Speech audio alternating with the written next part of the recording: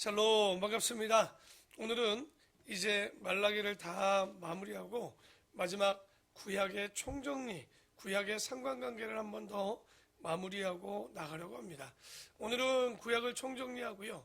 내일은 신약의 파노라마로 신약이 어떤 책인가 우리가 전체 27권을 한번 살펴보고자 하고요.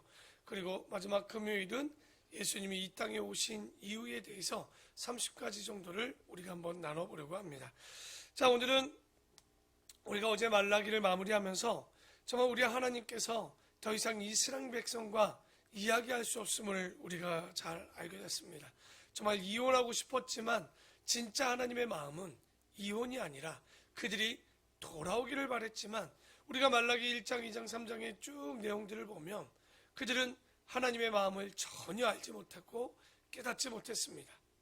그래서 하나님께서 그 문 밖을 나가 문을 닫고 나니까 어떤 일이 생겼냐면 바로 구약에 어떻게 보면 400년의 종교 암흑기가 그들에게 가져오게 됩니다. 아마도 그 종교 암흑기가 왔던 이유가 뭡니까? 바로 미신적인 신앙이지 않았나 싶습니다. 그냥 그들이 믿음을 가지고 믿었던 것이 아니라 성경 공부를 전혀 하지 않은, 하나님을 알려고도 하지 않았던 그들이 문제였기 때문에 이런 미신적인 신앙들이 일어났는데, 우리가 창세기부터 신명기에도 나왔고 우리가 말라기 2장 5절 6절에도 나왔지만 우리가 성경을 공부하는 목적이 무엇입니까? 바로 여호와를 경외하고 그 하나님을 배우기 위한 것이죠. 그게 이제 신명기 31장 12절에도 나오는데요. 그래서 우리가 그 여호와를 경외하는 것, 그 하나님의 말씀을 보고자 구약을 우리가 올 초에 시작했습니다. 그런데 우리가 구약을 뭐라고 합니까? 옛 언약이다, 유언이다 이렇게 얘기하는데 그것은 절대 낡은 언약이 아닙니다. 그러면 구약은 뭐냐? 우리가 창세기부터 말라기까지 39권의 책을 구약이라고도 얘기를 하지만 실제 가장 오래된 옛 언약은 뭐냐? 바로 레위기입니다. 자, 우리 말라기 2장 어제 읽었지만 다시 한번 볼까요? 말라기 2장 4절 5절입니다. 말라기 2장 4절에서 5절입니다.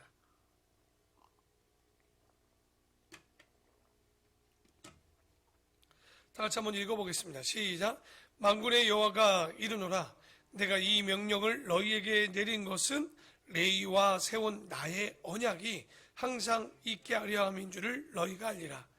레위가 세운 나의 언약은 생명과 평강의 언약이라. 내가 이것을 그에게 준 것은 그로 경외하게 하려 함이라. 이렇게 나와 있습니다. 여기 보면 레위와 세운 나의 언약은 뭐겠습니까? 바로 구약이겠죠. 그것을 준 이유가 뭐냐? 그것을 너희에게 준 목적은 바로 생명과 평강, 너희에게 복주고 영원히 살게 하고자 하는 목적이었던 것고, 그리고 그것의 근본 목적은 뭡니까? 바로 그를 경외하려 하게 함이라. 이렇게 나와 있습니다. 그러니까 바로 율법의 원 목적이 말라기 2장 5절에 나와 있는 거죠. 그런데 문제는 모세로부터 이 옛 언약인 레위기를 어디서 받습니까? 시내산 언약이라고 우리가 얘기를 하죠. 그 언약을 받고 나서 우리가 말라기 400년까지의 시간, 1000년의 시간을 보았지만 어떻게 됐다는 거예요? 지켜지지 않았다는 거죠. 그러니까 그 구약을 지켜야 되는데 지켜지지 않았던 역사의 내용이 바로 구약입니다. 이 구약, 여러분 오경의 중심은 뭡니까? 창세기, 출애굽기, 레위기입니다. 그러니까 아마 우리가 성경 구약을 풀어가고 신약을 풀어갈 때 구속사적으로 많이 풉니다. 그게 뭐냐면 예수 그리스도가 오시기 전과 이후, 그 다시 오실 예수님까지 우리가 그 말씀을 보지만 우리가 다른 초점으로 본다면 구약을 중심으로, 바로 레위기를 중심으로 구약을 좀 풀어갈 수가 있는 거죠. 아마도 우리는 그런 마음으로, 그러니까 구약을 뭐 구속사적이라기보다는 먼저 레위기를 가지고 한번 역사를 풀어보면 레위기가 뭡니까? 바로 진짜 옛 언약이다. 다른 말로 이것을 시내산에서 받았다 해서 시내산 언약이라고도 합니다. 그리고 오경의 중심이요 구약의 기둥이라고도 얘기합니다. 그러니까 구약이라는 말조차가 뭡니까? 레위와 세운 언약이다. 그래서 우리가 성경이 제일 먼저 기록된 책이 뭐죠? 성경 중에? 우리는 창세기 그러면 안 됩니다. 왜냐하면 모세가 시내산에 도착해서 하나님께서 제일 먼저 받았던 말씀이 뭡니까? 바로 레위기입니다. 그러니까 레위기가 시내 광야에서 기록되었는데 출애굽하고 나서 며칠 만에 50일 만에 4개의 광야를 지났었죠. 에담, 수루, 바라, 신 광야를 지나서 그 다음에 도착한 광야가 어디입니까? 시내 광야에 도착하게 되죠. 그 시내 광야에 50일 만에 도착해서 그 가운데 얼마를 거기서 거하느냐? 1년 정도를 시내 광야에서 있죠. 우리는 맨날 이스라엘 백성이 40년 광야 생활했다고 하면서 뭐라고 얘기해요? 그게 바로 시내 광야다라고 얘기하지만 그렇지 않습니다. 시내 광야는 딱 1년 정도 있고요. 우리가 알고 있는 대략 38년을 머물었던 광야는 쉰 광야입니다. 그러니까 똑같은 이름이죠. 신이라고 얘기했던 것과 장음을 가진 쉰 광야에서 38년을 머물게 되는데요. 그 시내산에서 우리가 바로 레위기가 기록되었는데 이 레위기를 가지고 하나님께서는 우리가 어떻게 살기를 원하셨느냐? 바로 하나님의 백성으로 구원받은 백성으로 변화된 삶을 멋지게 살아가길 바랬단 말이에요. 그러니까 이 율법은요, 레위기는요, 아무에게나 주어진 것이 아니라 정확히 얘기하면 구원받은 자가 하나님의 백성이 하나님 백성답게 살아가라고 주어진 게 레위기였단 말이에요. 근데 문제가 있었습니다. 왜냐하면 이스라엘 백성들이 그 레위기대로 그 광야에서 훈련받지 못했고 올바로 되지 못했다는 거예요. 그럴 수밖에 없었던 이유는 이스라엘 백성들이 아브라함 이후에 가나안 땅에 들어가서 몇 년간 있게 됩니까? 요셉 이후에 430년간을 그 안에 살았기 때문에 사람이요, 우리도 맨날 그런 얘기하죠. 성격은 안 변한다고. 쉽지 않은 거죠. 왜냐하면 성격을 떠나서 성품이 잘 안 변하는 이유가 뭐냐? 여러분, 내가 살아온 시간 동안에 만들어진 그 성품은요, 쉽게 변하지 않아요. 그것이 예수 그리스도가 우리 안에 들어와도 어렵듯이 이들도 마찬가지로 400년의 삶을 가지고 살았던 그들이었기 때문에 그 가치나 사고나 그들의 문화가 쉽게 변하지 않았다는 거예요. 그런데 우리가 다시 한번 살펴보면 말라기 2장 4절에 뭐라고 얘기합니까? 레위기가 주어진 이유가 뭐예요? 그들에게 뭘 주고 싶었던 거예요? 원목적은 그들이 삶을 얻고 생명을 얻고 평강을 얻기를 원했다는 거죠. 그러니까 율법의 순 기능이 뭡니까? 그들이 바로 하나님 앞에 복받고 생명을 얻고 평강을 얻는 것. 이것을 원했지만 그래서 이 말씀을 다 하고 나서 여러분 레위기 26장에 무슨 말을 합니까? 이것을 지키면 복이고 지키지 않으면 저주라고 얘기를 한단 말이에요. 그러니까 레위기를 지키지 않으면 그냥 저주가 아니라 7배의 더 징벌을 면한다라고 얘기하고 계십니다. 그래서 신명기 28장에 다시 한번 이 이야기를 하고 있는데요.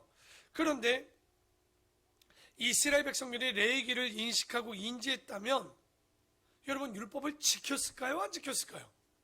지켰겠죠. 그런데 왜냐하면 복받기 이전에 저주받기 싫어서라도 지켰을 거예요. 그런데 왜 구약 성경이 레위기를 구약 성경 안에서 보면 그들이 레위기를 안 지켰을까요? 지키지 않은 이유는 간단합니다. 믿지 않았던 거예요. 그러니까 우리가 여러 가지 이유가 되지만 여러분 우리가 신앙생활을 하면서도 잘 안 믿어져요. 진짜 얘기해 볼까요? 진짜 우리가 예수 그리스도가 내 안에 주인이 되어주시고 살아간다면 안 믿어질까요? 그렇게 안 살까요? 죄송한데 우리는 믿음의 연약함 때문에 무너지는 듯이 이스라엘 백성들도요, 정확히 얘기해보면 지키지 않았다는 거예요. 복받는 걸 떠나서 저주받을 줄 알았음에도 불구하고 지키지 않았다는 건 믿지 않았던가 알지 못했던가 했겠죠. 그래서 우리가 모세 이후에 여호수아를 얘기할 때 보면 여호수아나 사무엘이나 그 뒤에 다윗까지도 보면요, 그들이 문제가 있었습니다. 뭐가 문제였을까요? 성경을 가르치지 않았다는 거예요. 그러니까 여호수아 사무엘이 나쁘다는 얘기가 아니라 그들이 잘못했던 것은 뭐냐면 사람을 키우지 못했던 거죠. 다만 사람이 없을 수도 있습니다. 하지만 지도자는 어떤 핑계를 떠나서 얘기할 수가 없는 거죠. 후계자를 키우지 않았던 것이, 말씀을 가지고 사람들을 키우지 않았던 것이 결정적인 실수였단 말이에요. 그래서 이 레위기가 굉장히 중요한 거죠. 이 레위기를 모르면서 구약을 봤다?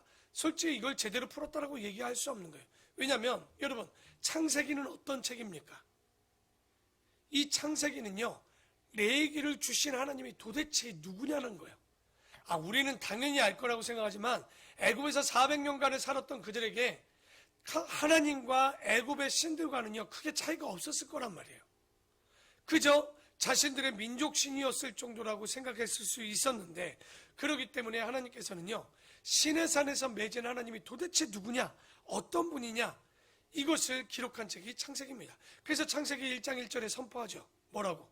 태초에 하나님이 천지를 창조하신 하나님이다라고 이야기를 하는 거예요. 바로 이 하나님이 이 레위기를 주신 하나님이다라고 얘기하는 거죠. 여러분, 이스라엘의 역사는 뭐라고 얘기하는 줄 압니까? 언약의 역사라고 얘기합니다.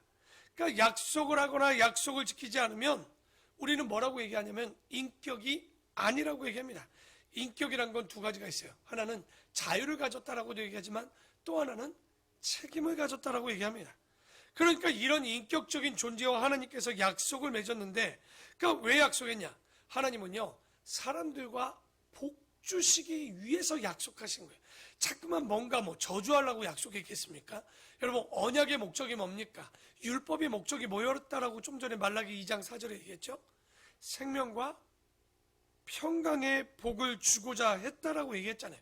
신명기 28장에 보면 1절부터 16절까지인가요? 거기까지는 복이고요. 그 뒤로부터 68절인가 7절까지는 다 뭐라고 기록되어 있습니까? 저주를 이야기하고 있어요. 그러니까 이 안에 이야기를 보면요, 그러니까 언약을 지키면 복인 거예요. 그런데 여러분, 이 율법을 우리는 언약이라고 하지만 유대인들은 이걸 자꾸만 뭐라고 해석합니까? 율법이라고 해석하는데 율법보다는 언약이 더 맞겠죠. 그런데 이 구약의 율법과 언약을 주시는 것은 지키면 의로워진다라고 준 것이 전혀 아닙니다. 구원받기 위해서 준 율법이 아닙니다. 이미 이스라엘 백성들이 이 애굽에서 나올 때 유월절 절기일 때 설주와 임방의 피를 바름을 통해서 그들에게 저주가 뛰어넘었다, 패스오버했다. 그 유월절이 뭡니까? 바로 구원 받은 거예요. 우리가 멸망해야 되지만 멸망하지 않는 이 구원을 받았기 때문에 그 다음에 뭘 받아야 되는 거예요? 구원받은 자에는 복을 받아야죠. 그러니까 이 율법을 지키면 지킬수록 그들에게 뭐가 임하게 됐냐? 복을 임함에도 불구하고 그들이 자꾸만 이것을 율법이다, 왠지 지키고 싶지 않지요. 그러나 하나님은 이 언약을 세워서 우리에게 뭘 주고 싶었냐면 바로 복을 주고 싶었다는 거예요. 그 복 주시고자 하던 분이 누구냐? 바로 하나님이고, 그 하나님이 어떤 분이냐 하는 책이 창세기란 책인 거예요. 도대체 레위기를 주신 분이 누구냐는 얘기죠. 그러니까 이 창세기가 바로 그 이야기를 한다면 출애굽기는 어떤 책입니까? 바로 레위기를 받기까지의 과정을 기록해 놓은 책이 우리는 출애굽기라고 얘기합니다. 그러니까 모세가 애굽에서 6월절에 나와 그로부터 오순절에 50일 만에 시내산에 도착했다는 거죠. 이 율법은요, 베리트라는 단어는요, 양쪽에 다 의무가 있는 거예요. 우리가 아는 무지개 언약 기억나시죠? 내가 더 이상 물로 심판하지 않겠다. 이건 베리트가 아닙니다. 알고 보면 약속은 약속이지만 양쪽의 언약이 아니라 이건 어떤 언약인 거예요?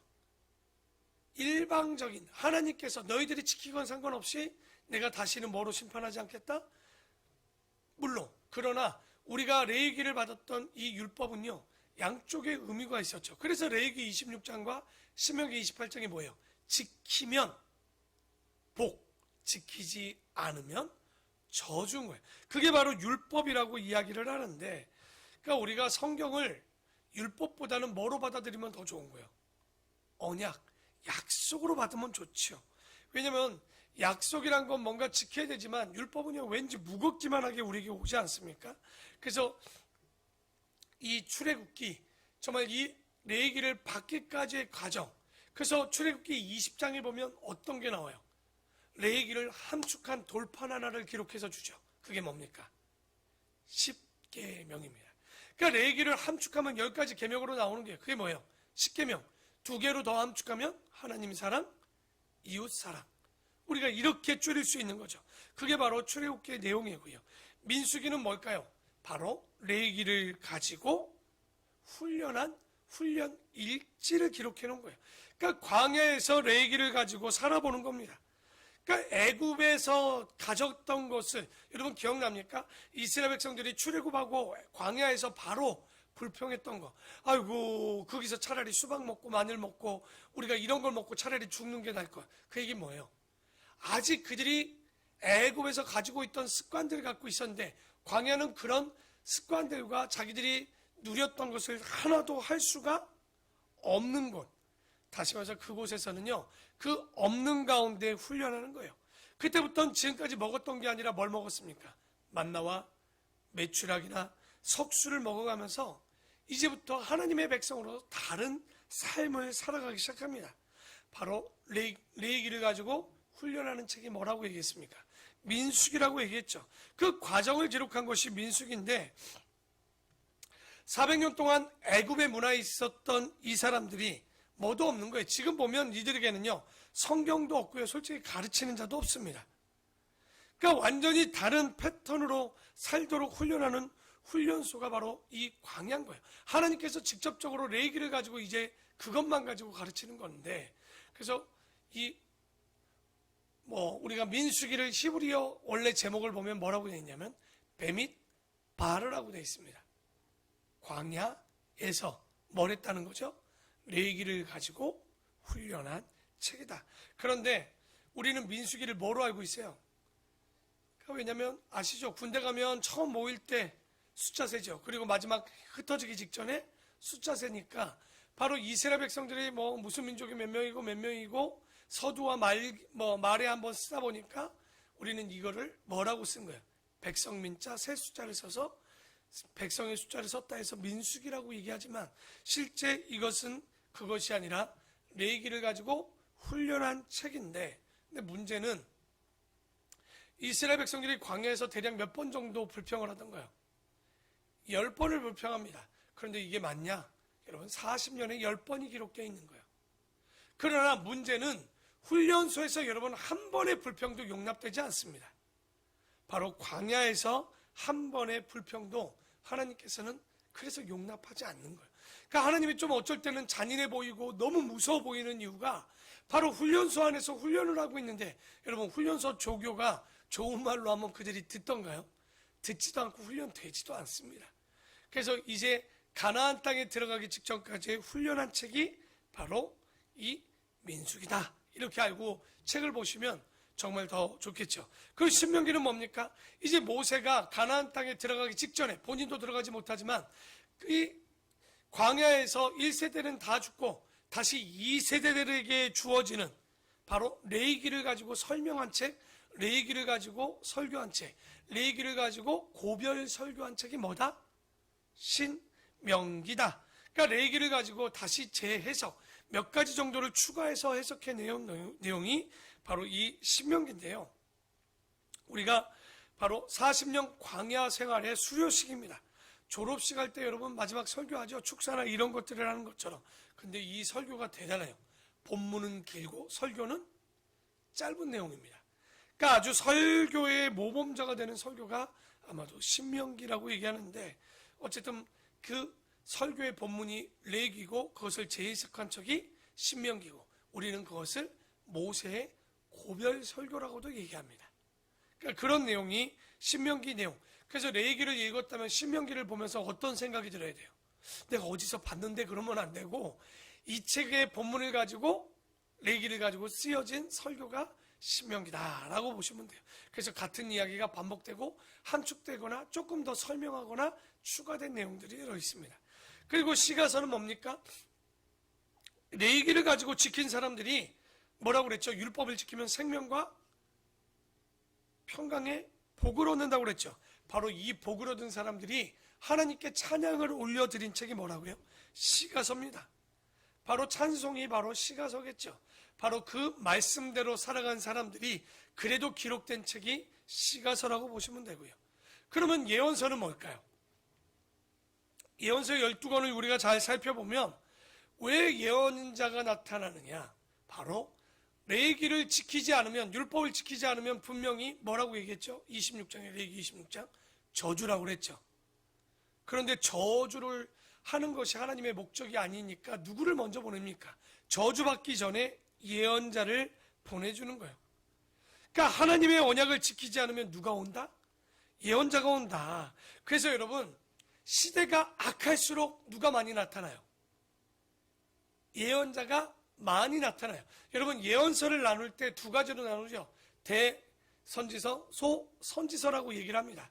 그러니까 대선지서는 뭐예요? 예언자의 말이 많아, 책이 두꺼운 책. 또 짧은 책이 나오죠. 대부분 두꺼운 시대의 왕들과 나라는 악한 거예요. 어떤 사람이 있어요? 이사야, 예레미야, 에스겔, 다니엘 때는 이제 끌려가서의 기록들인데, 대략적으로 보면, 그리고 그 시대에 많은, 우리가 호세아, 아모스 같은 시대 사람들이죠. 이사야, 미가, 나훔 같은 시대예요. 왜냐면 그 시대의 왕들과 나라가 아주 범죄가 극심했다는 얘기입니다. 그러니까 그 이야기는 바로 레위기를 가지고 살지 않아서 저주를 내려야 되지만, 하나님께서는 저주가 목적이 아니기 때문에 누구를 보낸다? 예언자를 보낸다는 거예요. 그런데 우리가 예자를 잘못 보는 경우들이 있습니다. 예자가 무슨 예자일까요? 미리 예자일까요? 맡을 예자일까요? 미리 본다는 예언이 아닙니다. 맡은, 책임을 맡은 자. 그래서 예언자가요, 예언서를 보면 예언에 대한 내용이, 여러분 보십시오. 어느 시대를 얘기하냐? 예언자가 현재, 미래, 과거 중 어떤 시대 것을 가장 많이 얘기할까요? 미래일까요? 아니요. 현재가 91, 2%가 현재의 이야기를 합니다. 너희가 레위기를 가지고 잘못 살면 뭐 한다라는 얘기를 하는 거예요. 저주받는다. 이렇게 살면 죽는다라고 현재의 이야기를 막 때리는 거예요. 그리고 한 5% 정도가 미래를 얘기하는 거지. 그리고 나머지는 메시아에 대한 이야기들을 예언자들이 하는 거지. 그것은 미래에 너희들이 잘 되고 못 되고, 이거 되게 잘못된 예언서입니다. 요한계시록도 당연히 그런 얘기인 거예요. 근데 우리가 무슨 미래에 일어날 일들에 대해서 그런 것들을 얘기하는 게 목적이 아니라, 현재의 너희들이 레위기를, 율법을 가지고 어떻게 살았는지 이 이야기를 하고 있는 거죠. 그러니까 왜 이렇게 예언자를 보내냐? 살아가니까 바로 저주 안 하는 거예요. 그러니까 우리가 알아야 되는 건, 하나님께서 어떻게 합니까? 여러분, 예수님이 우리 그 이스라엘 백성들에게 한 얘기했죠. 내가 얼마나 많은 포도원의 종들을 너에게 보냈느냐. 그런데 어떻게 했다는 거예요? 그들이 다 죽였다는 거예요. 그러니까 하나님께서는 이스라엘 백성 들어오라고 보냈는데 죽이니까 다시 보내면서 얘기하는 거예요. 야야, 너희들 죽이려고 이 사람을 보낸 게 아니라 너희들이 다시 돌아오라고 얘기하는 거야 하는데, 말 끝나기도 전에 또 예언자를 죽이는 거예요. 그래서 마지막 포도원의 주인의 아들을 보냈건만 어떻게 되는 거예요? 그 아들까지 죽이지 않았느냐. 그러니까 이런 이야기들을 보면서 너희들이 죽이는 것이 목적이 아니라 돌아오라고 얘기하는 목적이 바로 예언서였으나, 문제는 그들이 깨닫지 못했다는 거죠. 그러니까 모세로부터 말라기까지 어떻게 보면 1000년 동안 해도 말을 듣지 않았던 거예요. 그러니까 구약은요, 잘 보시면 뭡니까? 되는 얘기가 아닙니다. 레위기를 주었지만 복주고자 목적이었어요. 그들이 생명을 주고 평강을 얻기 위해서 그들에게 하나님의 백성으로 구원한 이후에 율법을 주었지만 되는 이야기가 아니라 뭐라고요? 1000년 동안 안 되고 안 되는 이야기다라는 거예요. 근데 하나 얘기할까요? 그들은 그래도 이해합니다. 왜? 그들에겐 성경도 없고 가르치는 사람들이 온전히 없었단 말이에요. 그런데 우리가 그렇게 가면 안 되는 거예요. 지금도 미신과 맹신하는 교회와 목회자와 성도들이 있으면 안 되는 거예요. 왜? 우리에게는 얼마나 많은 성경책이 있고 가르침이 있고 교회가 있고 목회자가 있고 배울 수 있는 곳이 있습니까? 그런데 우리가 모른다? 여러분, 모르는 것도 죄입니다. 우리가 신앙생활하면서 모른다라는 얘기가 이제는 그게 핑계가 될 수가 없는 거예요. 성경을 보고 이 새벽에 깨워서 기록하고 배우는 정말 그런 자들이 해야 되는 거. 그래서 요즘 신학을 보면서 최종 목적은 뭡니까? 복음을 전하는 것이 우리가 삶의 이유요 목적인 거예요, 여러분. 그것을 배우고 가르치고 전파하는 거. 그래서 이 이야기가 안 되는 이야기죠. 그리고 역사서, 마지막 역사서는 뭡니까? 그 율법대로 살았는지 안 살았는지에 대한 이야기를 기록한 책이 다 뭐예요? 역사책이죠. 히브리 역사는요, 다 언약의 역사입니다. 전능하신 하나님의 언약을 지켰는지 지키지 않았는지. 근데 대부분 안 지켰고요. 조금 지켰죠. 그런데 재밌는 건 이게 참 무지한 거예요. 우리도 성경을 이렇게 보고 있어도 이거 주님께서 신명기 8장만 봐도 하나님은요 우리에게 복 주고자 안달이 났지만 하나님이 왜 복을 주는데 두려워하셨을까요? 주면 나를 찾지 아니할까? 주님이 두려우셨다는 거예요. 그러니까 우리가 이 모든 구약 39권을 보면 지키면 내가 생명과 복을 주겠다라고, 지키지 않으면 저주를 주겠다라고. 그러나 그들은 하나님을 믿지 않았고 믿지 않았기 때문에 그 율법을 지키지 않았다는 거예요.